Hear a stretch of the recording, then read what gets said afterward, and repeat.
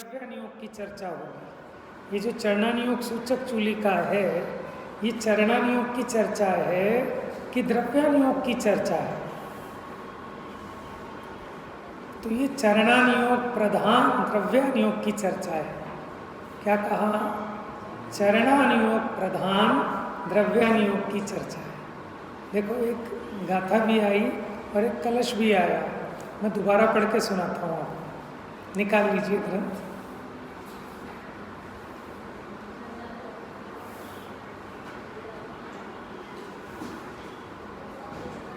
जब ये चरणानुयोग सूचक चूलिका प्रारंभ हुई तो इसके प्रारंभ में एक कलश है और इसके पहले भी एक कलश है।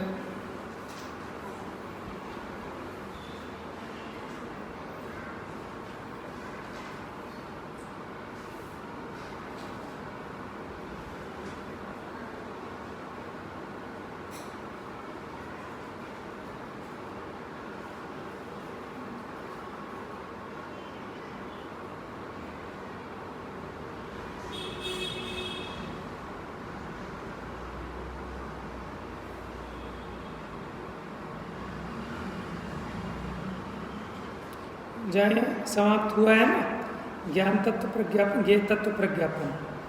आप निकालिए पेज नंबर 371। 371 इस पे एक कलश आया।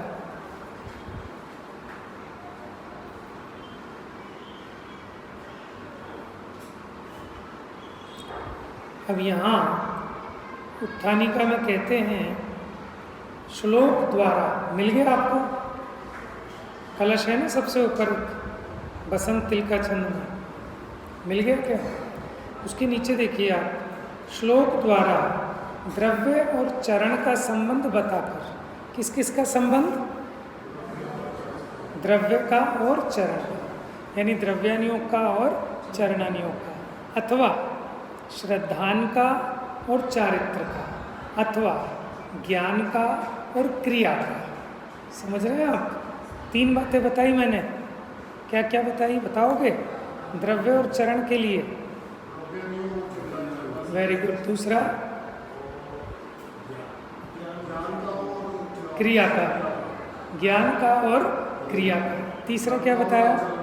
श्रद्धान का और चारित्र का। ठीक है, इनकी संधि बताते हैं, इनका संबंध बताकर अब ज्ञेय तत्व प्रज्ञापन जो पूरा हो गया और चरणानुयोग सूचक चूलिका जो प्रारंभ होनी है उसकी संधि। क्या वहाँ ये विषय क्यों जा रहा है? अब हम चरणानुयोग सूचक चूलिका क्यों लिख रहे हैं?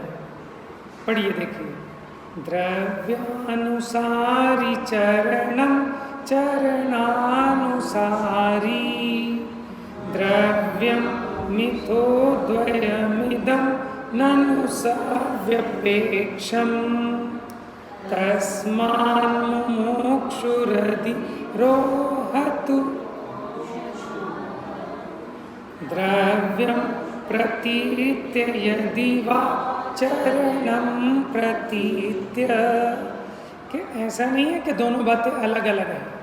देखो, ये जीव जैसा श्रद्धान करता है वैसे ही तो आचरण करता है, और जिसका भी आचरण करना हो उसका पहले श्रद्धान ज्ञान करना जरूरी है, क्योंकि बिना श्रद्धान ज्ञान के आचरण नहीं हो सकता। इसलिए द्रव्यानुसारी चरणम और चरणानुसारी द्रव्यम, वही मोक्ष मार्ग को साधता है। बिना चारित्र का श्रद्धान किस काम का, और बिना श्रद्धान का चारित्र वो किस काम का? बात समझ में आ रही है? और देखो, जैसे सम्यक दर्शन है, ठीक है, उसका भी कोई आचरण होता है कि नहीं? हम कोई क्रिया को ही आचरण माने बैठे हैं, लेकिन ज्ञान की भी कोई क्रिया है कि नहीं? श्रद्धान की भी कोई क्रिया है कि नहीं? उसका नाम है दर्शनाचार, ज्ञानाचार। वो भी तो आचार है ना, आचरण है। माने जैसा आपने वस्तु का स्वरूप समझा, जैसा आपने वस्तु का स्वरूप प्रतीति में लिया, अब स्वरूप आपका परिणमन होना, इसका नाम है दर्शनाचार, ज्ञानाचार, यही तो चारित्र है। बात समझ में आ रही है? तो यहाँ कहते हैं, देखिए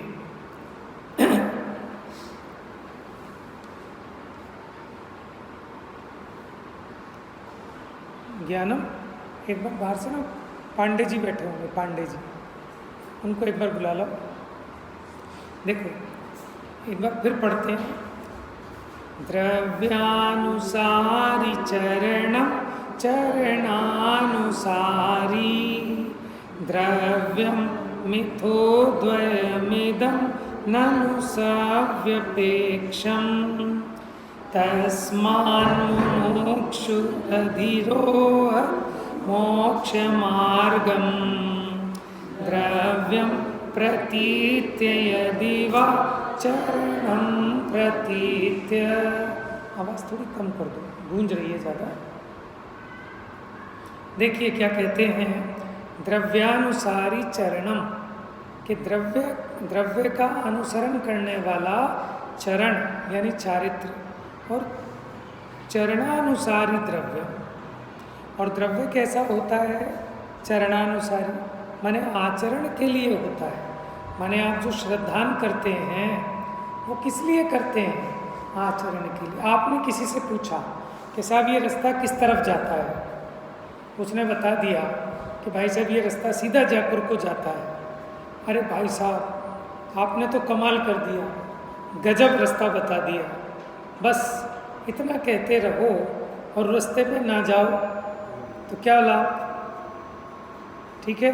और आपको निर्णय ना हो कि रास्ता कहाँ जाता है और चलने लगो तो अपने गंतव्य पे पहुँच जाओगे क्या? तो जिस रास्ते पे चलना है, जो आचरण करना है, पहले उसका यथार्थ ज्ञान श्रद्धान करना जरूरी है। और जिसका ज्ञान श्रद्धान कर रहे हो वो किस लिए कर रहे हो? आचरण के लिए कि ऐसे ही सिर्फ जानने के लिए? बताओ, बात समझ में आ रही है? इसलिए आपका, ठीक है भैया, जो आपका आचरण होगा वो द्रव्यानुसारी होगा, द्रव्यानुयोग के अनुसार होगा। ठीक है। और जो आप द्रव्यानुयोग से तत्व का निर्णय करेंगे, श्रद्धान करेंगे, वो किस लिए करेंगे? आचरण के लिए, सुखी होने के लिए, जीवन में लाने के लिए। आपने पूछा कि भाई साहब सर दर्द किस दवाई से दूर होता है, उसकी कोई दवाई बताओ। कि क्यों पूछ रहे हो? इसका मतलब सिर दर्द हो रहा है, सिर दर्द को मिटने के लिए ना। अब आपने पूछ भी ली लेकिन सर दर्द ना मिटाओ तो ऐसे पूछने का कोई लाभ नहीं है। यानी तत्वों का भेद विज्ञान, तत्व श्रद्धा सुखी होने के लिए है, उसका अनुसरण करने के लिए है। और जो भी आप आचरण करेंगे वो सम्यक श्रद्धान और ज्ञान सहित ही कर पाएंगे, बिना उसके नहीं कर पाएंगे। तो ये द्रव्यानुयोग वाला आचरण है। समझ में आया? ये चरणानुयोग है असली, निश्चय चरणानुयोग तो यही है। देखिए इसका अर्थ और पढ़ते हैं। चरण द्रव्यानुसार होता है। देखो इसको हम ऐसे भी कह सकते हैं, आप ये समझ लो, द्रव्य माने दृष्टि, चरण माने पैर। आप आंखों से देख रहे हो आगे, क्यों? चलने के लिए। समझ में आया? तो जो आपका चलना होगा वो ध्यान से चलना होगा ना, देखकर, इरिया समिति से। ठीक है। तो चलना हो तो पहले देख लेना फिर चलना। और देखना भी है तो क्यों देखना है? चलने के लिए। चलना ही नहीं तो क्यों देखें? 4 हाथ आगे की भूमि क्यों देखें? चलना हो तो देखें ना, नहीं चलना हो तो क्यों देखें? आ रही है कुछ बात पकड़ में? देखिए, चरण द्रव्यानुसार होता है।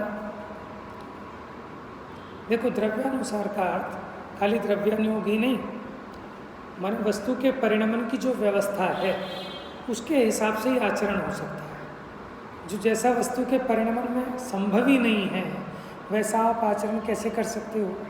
देखो, आप अपनी कषायों को मिटाना चाहो, एक तो ये आचरण, और एक आचरण क्या कि आप दुनिया को अपने हिसाब से परिणमाना चाहो, ये आचरण, कौन सा आचरण करोगे? क्यों? क्योंकि पहले वाला आचरण द्रव्यानुसारी है, वस्तु स्वरूप की मर्यादा में गर्भित है, वस्तु स्वरूप के नियम के हिसाब से है, माने द्रव्य के परिणमन की व्यवस्था के अनुकूल है। लेकिन हाँ, बात समझ में आ रही है कि द्रव्यानुसारी चरणम, कि द्रव्य के परिणमन की जो व्यवस्था है उसके अनुकूल आचरण वो करने योग्य है, वही किया जा सकता है। और जो उसके विपरीत है वो तो मिथ्या आचरण है, वो तो दुख का कारण है। बात समझ में आ रही है आपको?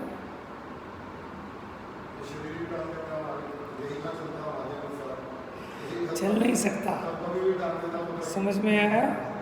चल नहीं सकता। लेकिन अपने को जितना राग होता है, देखो आप एक बात बताओ, अब शरीर तो अपने हिसाब से चलना है, अपने सोचने से चलना नहीं, तो फिर काहे को इतना परहेज करना?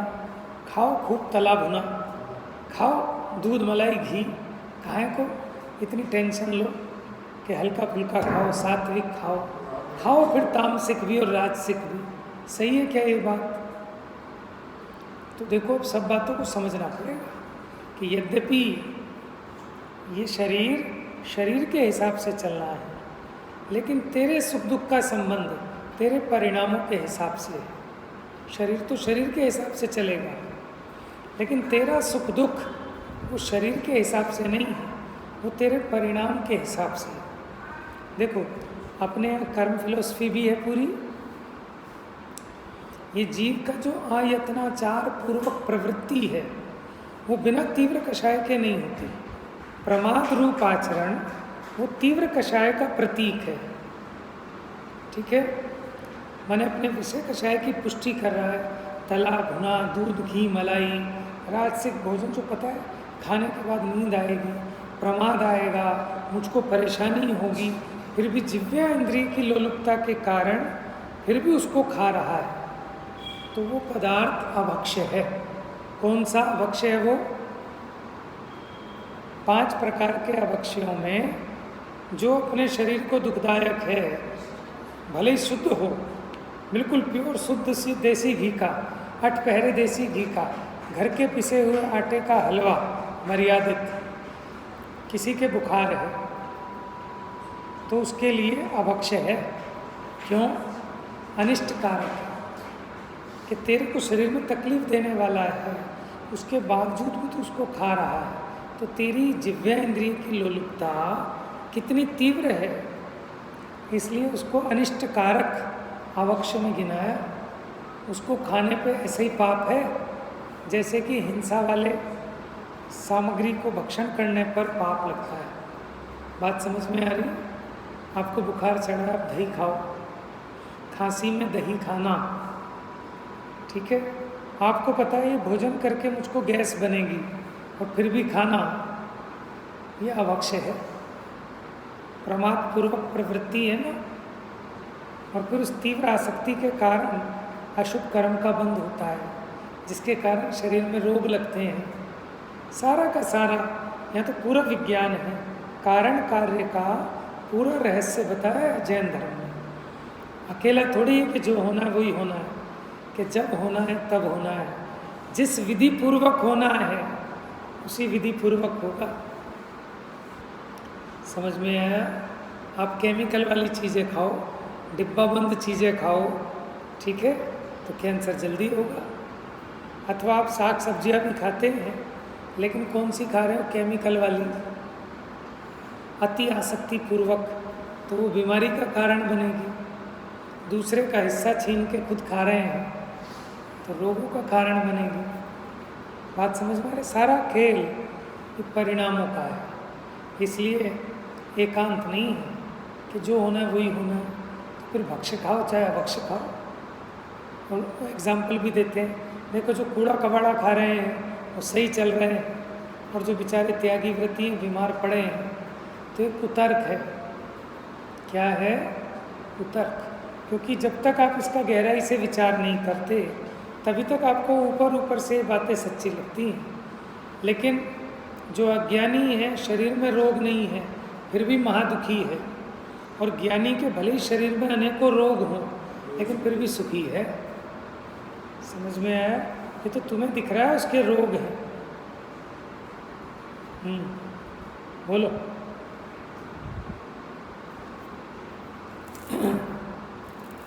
तो द्रव्यानुसारी का मतलब वस्तु के परिणमन की जो व्यवस्था है उसके अनुसार आचरण होता है।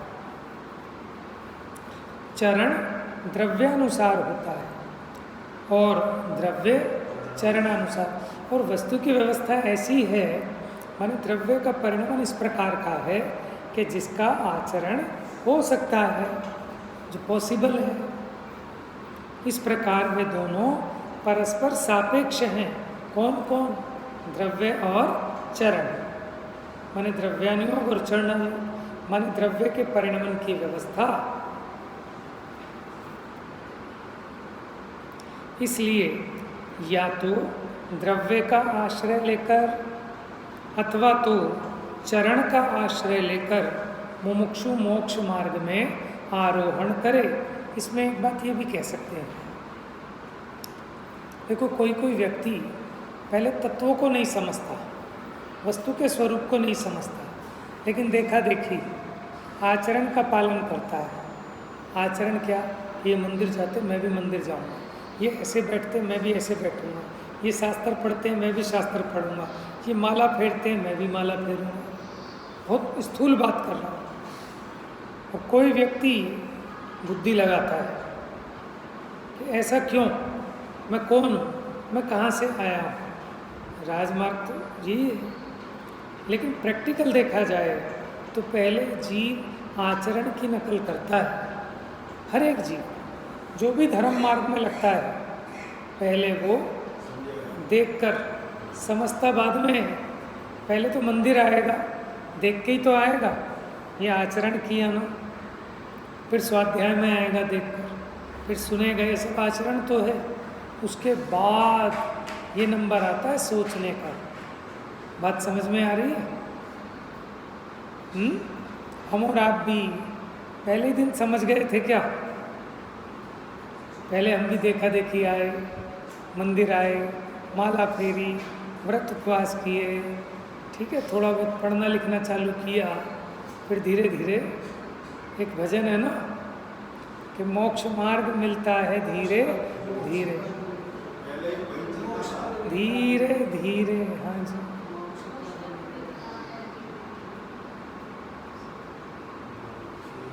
पुराने लोग गाते थे।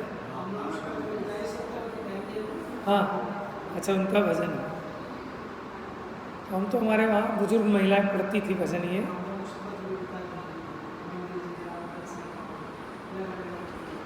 धीरे धीरे।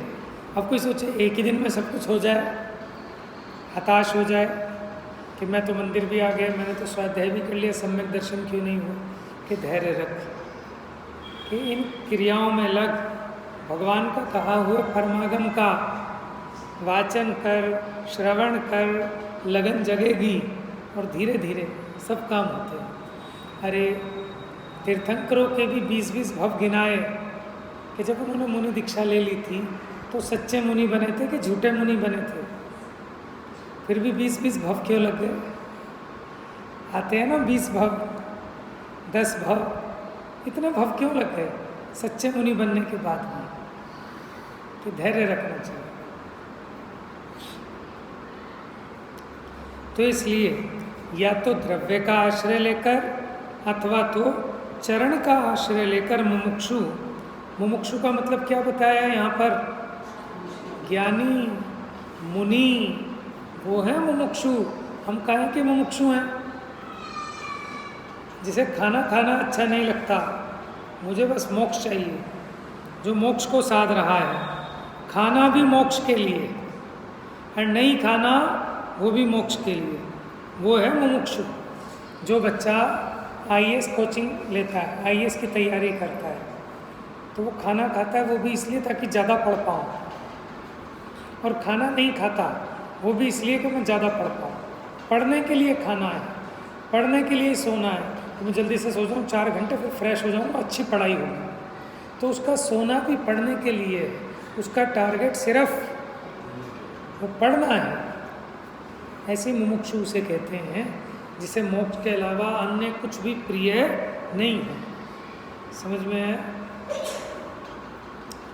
तो मंदिर भी आएगा, व्रत भी करेगा, उपवास भी करेगा, उसका टारगेट एक ही है, मोक्ष मोक्ष मोक्ष। तो मुनिराज है। तो सच्चे अर्थों में मुमुक्षु तो मुनिराज ही मुमुक्षु हैं, क्योंकि दिख रहा है ना भैया, अपने लक्षण दिख रहे हैं कि हम कहें कि मुमुक्षु हैं।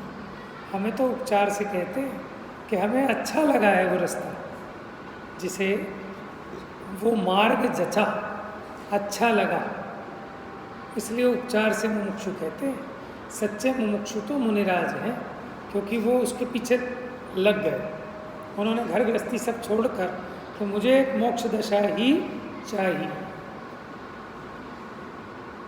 तो इसलिए या तो द्रव्य का आश्रय अथवा तो चरण का आश्रय लेकर मुमुक्षु ज्ञानी मुनि मोक्ष मार्ग में आरोहण करो। अभी या तो हमने जो चीज़ समझाई इतना समझकर मोक्ष मार्ग में लगो, और जिनके समझ में नहीं आ रही, सामान्य बुद्धि वाले जीव हैं, तो फिर वो चरणानुयोग का पालन करो। चरणानुयोग का कैसे करें वो बताते हैं। अब ये चरणानुयोग सूचक चूली का प्रारंभ हुई, फिर दोबारा देखो, पेज पलट लीजिए। समझ में आ रही है आपको बात? आवाज़ क्लियर आ रही है? नहीं आए तो ये आपकी जिम्मेदारी है पूछना, और मैं पूछूंगा ज्ञानम, फिर बताना पड़ेगा। समझ में आया? अभी 3-4 अपेक्षाएं बताई मैंने, द्रव्यानुसारी और चरणानुसारी की। अकेला एकांत नहीं पकड़ना, क्योंकि अपनी बुद्धि थोड़ी है, जितने अर्थ हो उन सबको ग्रहण कर लेना। ठीक है? द्रव्य का, वस्तु का स्वभाव, उसको भी द्रव्यानुसारी कहा, और उसके अनुसार परिणमन वो चरण हो गया, द्रव्यानुयोग चरणानुयोग हो गया। और क्या बताया था? श्रद्धान और चारित्र हो गया, ज्ञान और क्रिया की परस्पर मैत्री हो गई। ये विरोधी नहीं है।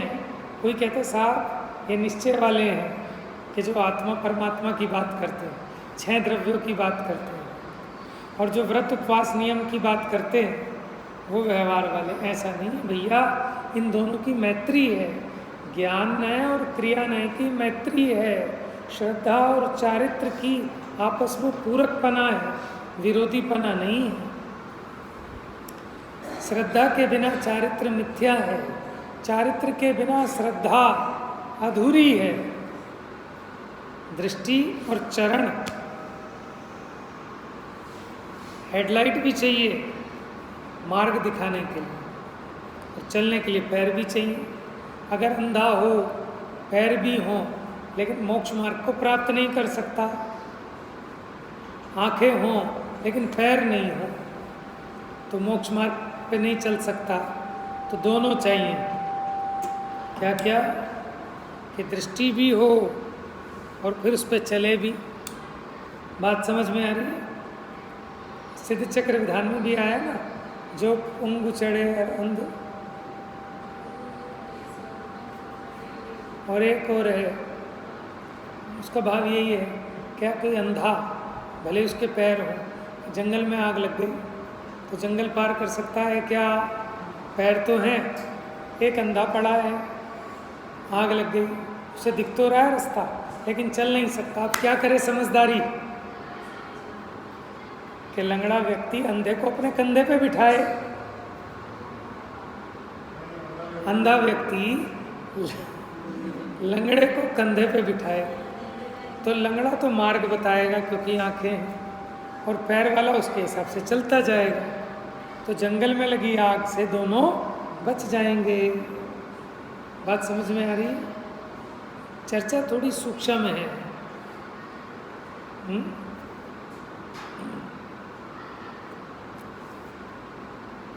आइए एक कलश और पढ़ेंगे। द्रव्यस्य सिद्धौ चरणस्य सिद्धि, द्रव्यस्य सिद्धिस् चरणस्य सिद्धौ, उद्वेति कर्म वीरता परेपि द्रव्या विरुद्धम चरणम चरन्तु, कि कैसे आचरण को आचरो कि जो द्रव्य से अविरुद्ध हो। क्या मतलब?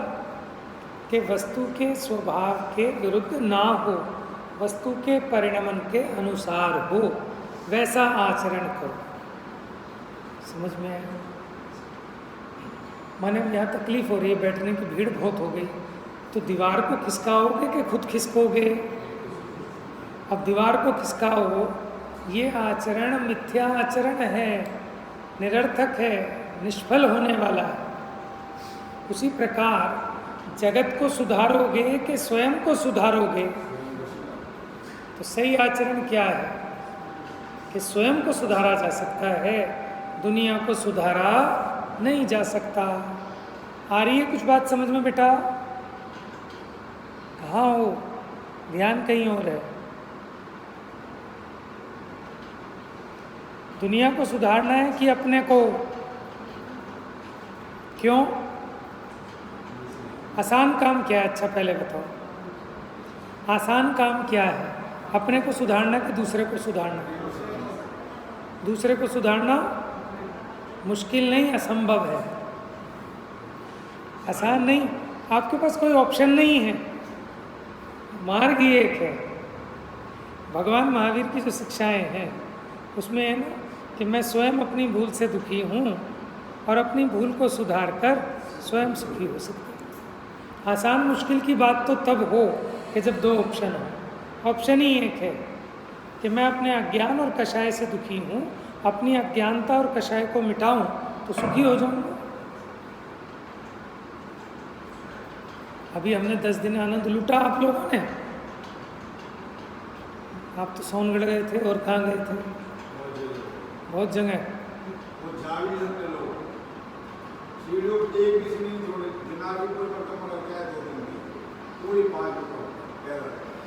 और एक बाबा गए जहाँ उसका हुआ है, वहाँ पर भी गए, वहाँ सीढ़ी में बहुत परेशानी है, हम जाएंगे पूरी सीढ़ी चढ़े। वहाँ तो रस्सी वाला शॉर्टकट भी है, रोप वे बना दिया। वो दूर तक का बना है, दो की बात नीचे अच्छा करने के लिए आए, फिर गए दूसरे दिन उसमें 5 बार एकदम 30 से पहाड़ पूरा सामने मिला। उसके अगले दिन मगर शेर का बच्चा मिला नीचे पहाड़। तो शेर के बच्चे के लिए इतनी मेहनत क्या करनी? चिड़ियाघर में भी मिल जाएगा। हाँ, आश्चर्य लगता है। लेकिन अब आप देखो ना, अब हमें विचार करना चाहिए। देखो, अच्छे देव शास्त्र गुरु के निमित्त जुटाने चाहिए। आप देखो, दुकान छोड़ी आपने 10 दिन को वहाँ गए, उपयोग पलटता है, अशुभ उपयोग छोड़ा, शुभ उपयोग किया। लेकिन अब इसमें हम ज़्यादा फ़ायदा कैसे उठा सकते हैं, ये सोचना चाहिए ना। हाँ, अब देखो, अब ये तो जाना नक्की था और ये पुद्गल की क्रिया हुई इसमें, चढ़ने की उतरने की। आपकी तो हिम्मत अंदर की है, लेकिन ये शरीर मान लो साथ नहीं देता तो आप ले जाते क्या? शरीर ने साथ दिया, चल लिया, इसकी मर्जी है। लेकिन कभी ऐसा भी होता है कि चाहते तो बहुत हैं लेकिन शरीर नहीं चलता। हाँ,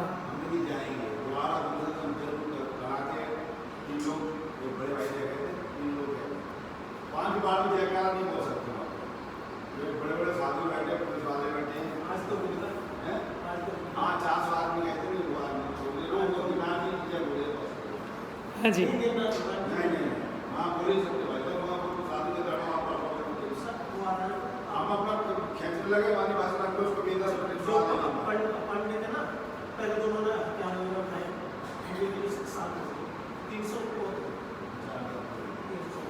गर्भ कल्याणक था ना नेमिनाथ भगवान का।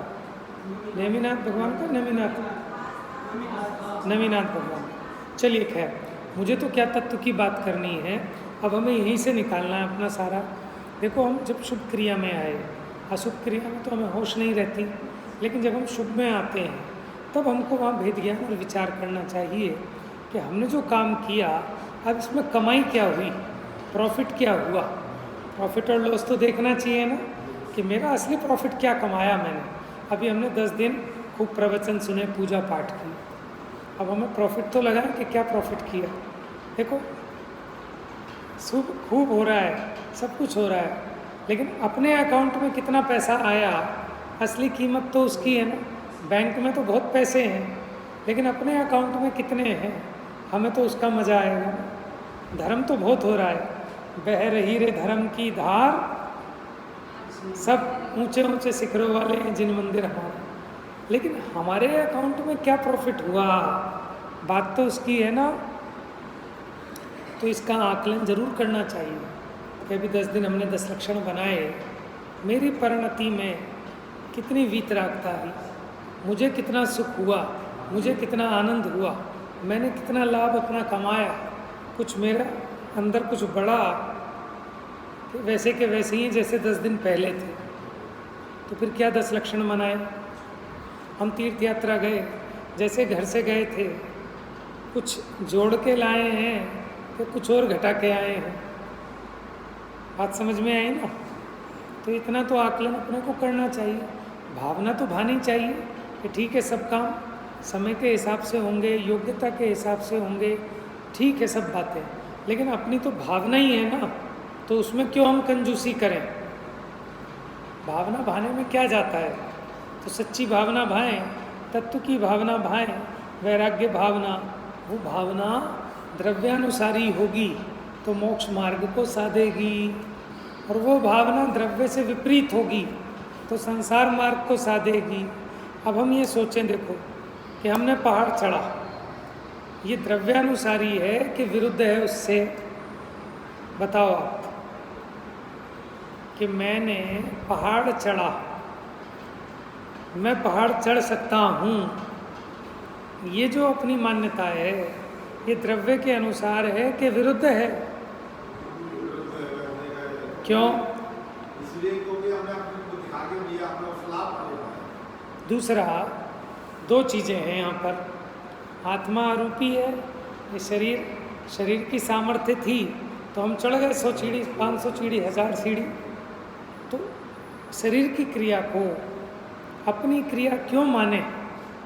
जब हम नहीं गए थे तो यहाँ शरीर की क्रिया को अपनी क्रिया मान रहे थे कि मैंने दुकान खोली, मैंने दुकान बढ़ाई। प्रक्षाल में आए तो मैंने मान लिया मैंने कलसा ढोया, मैंने कलसा नहीं ढोया, तो वहाँ पे भी शरीर की क्रिया को अपनी मान रहा था। भगवान के सामने आके भी शरीर की क्रिया को अपनी मान रहा हूँ, तो फिर मैंने भगवान के अभिषेक से, भगवान की पूजा से क्या लाभ लिया। अब हमें आगे भी तो बढ़ना है ना, कि अब ये जो मेरा आचरण है ये द्रव्य के अनुसार है कि द्रव्य से विरुद्ध है। कि वस्तु का स्वरूप कहता है कि एक द्रव्य दूसरे द्रव्य की क्रिया का करता।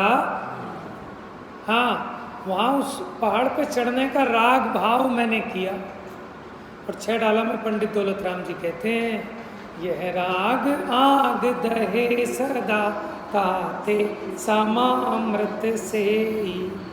राग तो आग है, लेकिन अशुभ राग की अपेक्षा शुभ राग हल्की आग है, मंद है। इस अपेक्षा अशुभ के सामने शुभ को भला कहते हैं, लेकिन कोई शुभ को ही भला मानकर अटक जाए तो वो भी योग्य नहीं है।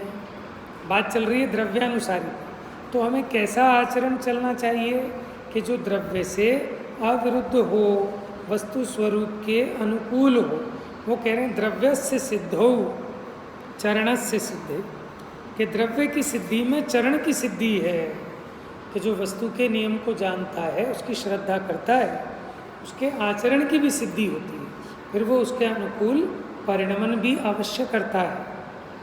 द्रव्य से सिद्धि चरण से सिद्धो, और द्रव्य की सिद्धि होने पर आचरण की सिद्धि होती है। यह जानकर कर्मों से अविरत दूसरे भी, माने जो अभी शुभाशुभ भावों से विरक्त नहीं हुए, उनको भी द्रव्य से अविरुद्ध आचरण करना चाहिए। माने जो मुनि बन गए उनकी तो बात ही नहीं है, लेकिन जो मुनि नहीं बन पाए, जो अभी रागी हैं, वो भी भैया तुमको भी जैसा वस्तु का स्वरूप है उसके हिसाब से आचरण करना चाहिए, माने शुभाशुभ भावों का त्याग करना चाहिए। देखो सच्चा आचरण क्या है, शुभाशुभ भावों का त्याग करके राग द्वेष का परिहार, वो सच्चा आचरण है। यही द्रव्यानियोग है, यही चरणानियोग है। समझ में आया? महामोह राग द्वेष दुख के कारण है, इसलिए मोह राग द्वेष का अभाव करना, ऐसी समझ, उसका नाम द्रव्यानुयोग। समझ में आया? और मोह राग द्वेष का अभाव, इसका नाम चरणानुयोग। आपको एक बात और बताऊं मजे की, आप कहोगे कैसी बात कर रहे हो? चरणानुयोग तो रतनकरण श्रावकाचार को चरणानुयोग कहते हैं, समय सार को द्रव्यानुयोग कहते हैं। आप क्या कहानी कह रहे हो कि भैया गोमट सार आदि ग्रंथों में आगम किसको कहा? आगम किसको कहा? वहाँ द्रव्य आगम, भाव आगम, फिर नो आगम, ये सब गिनाए हैं। माने उस विषय के ज्ञान रूप से परिणमित आत्मा वो भाव आगम है।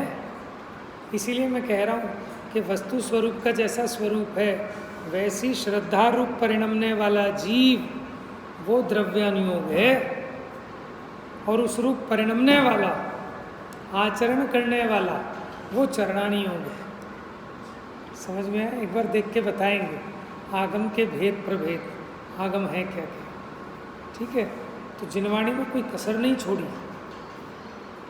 तो हमें कैसा आचरण करना कि जैसा वस्तु का स्वरूप है उसके हिसाब से।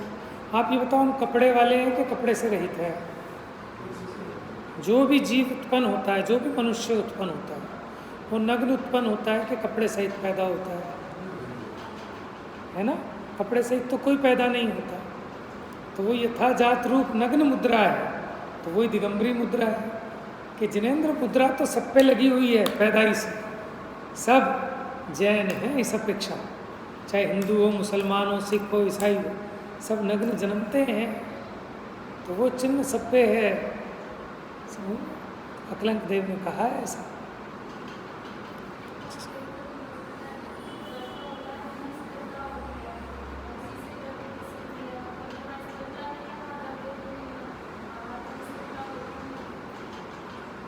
ठीक है ना? तो अर्थ बहुत गंभीर है, हमारी शक्ति नहीं है। हम तो जितना अपनी बुद्धि काम करे उतना उतना लगा सकते हैं, लेकिन गुंजाइश रखना कि हमें कहीं से कुछ और नया पता चलेगा तो मोस्ट वेलकम है, तब तो हम सीख पाएंगे। लेकिन अगर हम ये मान के बैठ गए कि जितना मैं जानता हूँ वही बस पूरा है, तो कुछ नहीं सीख पाऊँगा। तो हमें ये तो देखना चाहिए ना कि हमने धर्म के नाम पे तो बहुत कुछ किया, लेकिन उसमें थोड़ा सा भी धर्म हुआ क्या? क्योंकि धर्म सुख देने वाला है, वो सच्चा सुख हुआ कि नहीं हुआ तब हम कहेंगे कि धर्म हुआ। 10 दिन हमने खूब धुआंधार व्रत किए, उपवास किए, पूजा की, भक्ति की, प्रवचन स्वाध्याय लिए किए, सब किया, लेकिन हमारी परिणति में कुछ धर्म का अंश आया, कुछ अतीन्द्रिय सुख आया, कुछ वीतरागता बढ़ी, कुछ मनोमालिन्य कम हुआ, तब तो समझना कि कुछ धर्म किया। नहीं तो वैसे के वैसे ही हैं, तो फिर क्या लाभ लिया हम? तो नहीं लिया, फिर नए सिरे से तैयार होना, करना। तो इसलिए अपने लाभ हानि का तो पता होना चाहिए ना। 6 घंटे आप विधान में बैठे, ठीक है, आपको भीतर में कुछ प्रॉफिट तो कमाना ही चाहिए ना। देखो 6 घंटे बैठ भी रहे हो, वहीं जीव थोड़ा सा अपने उपयोग को सावधान कर ले, थोड़ा भेद विज्ञान लगाए, तत्व के स्वरूप का विचार करे, तो आनंददायक हो जाए वो 6 घंटे जो आप विधान में लग रहे हो। नहीं तो वही बोझा हो जाता है जीव को। कहते भैया आज बैठ गया, फंस गया गलती से, कसाय बांध लेता है, निदान बंद कर लेता है कि जैन कुल भी ना मिले। इसलिए ज़बरदस्ती किसी के साथ भी नहीं करना कि उसके परिणाम गिर जाएं। सामने वाले की हैसियत आधा घंटा बैठने की है, तुमने ज़बरदस्ती पकड़ के रख लिया, जाने ही नहीं दे रहे उसको, तो अभी आधा घंटा बैठ के चला जाता तो कल भी आ जाता। अब कल बल तो कभी आएगा नहीं, और अंदर में निदान ऐसा बांध लेगा कि जैन धर्म से बहुत दूर हो जाएगा। तो ये ज़बरदस्त धर्म है, ज़बरदस्ती का धर्म नहीं है। समझ में आया? जिसकी लाख बार गरज हो वो यहाँ सुने। समझ में आया? जिसका माल बढ़िया होता है ना, वो कहता है भैया 10 बार दिखा लो, नहीं पसंद आए तो वापस कर जाना। और जिसका माल नकली होता है वो ज़बरदस्ती करता है, कहता वापस नहीं लूँगा। ऐसा नहीं, ज़बरदस्ती का मार्ग नहीं है, ये तो ज़बरदस्त मार्ग है। किसी को आप ज़बरदस्ती कर भी नहीं सकते। आप सोचो कि मैं किसी को ज़बरदस्ती पकड़ के जैन बना दूंगा, तो ये आचरण द्रव्य से विरुद्ध है। द्रव्यानुसारी क्या होगा? क्या होगा? समझाने से समझ नहीं आता, जब समझे तब स्वयं समझ जाता। आदिश्वर समझाया, मारीची बोराया, क्यों माने किसी की कोई, क्योंकि आत्मा अनंत गुणों का धनी। बात समझ में? समझा सकते हो आप किसी को? चलो दूसरे को छोड़ दो, सबसे ज़्यादा आपकी सहभागिनी स्त्री है ना, पत्नी, उसे सुधार लो। उसके बाद आपका पुत्र है, उसको लगा के दिखाओ आप। चलो छोड़ दो सबको, अपने को लगा के दिखा लो ना। समझ में आया? तो भैया द्रव्य के स्वरूप को समझो, वस्तु के नियम को समझो, और उसके अनुकूल आचरण करोगे तो आनंद होगा। उसके विपरीत आचरण करोगे तो दुख होगा। हवा माने हवा की धारा इस तरफ है, पानी का बहाव इस तरफ है, तो इस तरफ बहोगे तो सुख से बह पाओगे, और उसके विपरीत चलोगे तो चल नहीं पाओगे, उल्टा उल्टा धक्के ही खाओगे। बात समझ में आई? तो आपका प्रश्न था कि चरणानियोग के द्रव्यानियोग, ये चरणानियोग सूचक चूली का, ये द्रव्यानियोग का विषय है कि चरणानियोग का विषय है? तो समाधान ठीक है, दोनों कोई अलग अलग नहीं है, एक ही है। क्योंकि आचरण द्रव्यानुसार होता है और द्रव्य भी चरण के लिए होता है, और बिना चरण के द्रव्य की सिद्धि नहीं है, बिना द्रव्य के चरण की सिद्धि नहीं है। बात समझ में आई? तो हम भी अपनी परिणति में वस्तु के स्वरूप को समझकर, वस्तु के अनुरूप हमारा चिंतन हो, वस्तु के अनुरूप हमारी परिणमन हो, तो आनंददायक होगा। तो उस आनंद को हम और आप प्रवचन सार की चरणानुयोग सूचक चूलिका के माध्यम से समझने की चेष्टा करेंगे। क्योंकि जब हम समझते हैं, हमारी यहाँ समझ पलटती है। दृष्टि पलटी तो सृष्टि पलट जाती है। सृष्टि को पलटने का यही उपाय है कि दृष्टि को पलट लो। देखो, सबसे अच्छी इन्वेस्टमेंट क्या है कि आपको अगर इन्वेस्ट करना है ना पैसा, तो अपने दिमाग पे इन्वेस्ट करो। टाइम की सबसे अच्छी यूटिलिटी क्या है कि आप अपने दिमाग के लिए इन्वेस्ट करो। देखो, आपका बच्चा है, अब आप 1 लाख रुपए की एफडी कराओ तो 20 साल बाद कितने मिलेंगे, और आप अपने उस 1 लाख रुपए के बच्चों की पढ़ाई में लगाओ तो कितने पैसे मिलेंगे। देखो, समझदार व्यक्ति क्या करता है कि 1 लाख रुपए की एफडी नहीं कराएगा, वो बच्चों की पढ़ाई लिखाई में लगाएगा। वो बच्चा पढ़ते लिखते ही 1 करोड़ रुपए का पैकेज मिलता है। समझ में आया? तो मेरे कहने का तात्पर्य ये है कि हम अपनी पूंजी को, अपने समय को, अपनी दृष्टि को सुधारने में लगाएं तो आपको इतना फ़ायदा होने वाला है। समझ में आया? उसके मुकाबले कोई फ़ायदा मिलने वाला नहीं। करने लायक काम यही है। लेकिन अब नहीं रहा जाता, राग आता है तो और काम भी होते हैं, लेकिन वो उपादेय नहीं है। उपादेय तो अपनी दृष्टि का सुधार है। बात समझ में आ रही? शेष चर्चा कल करें। जा वाणी के ज्ञान से सूझे लोक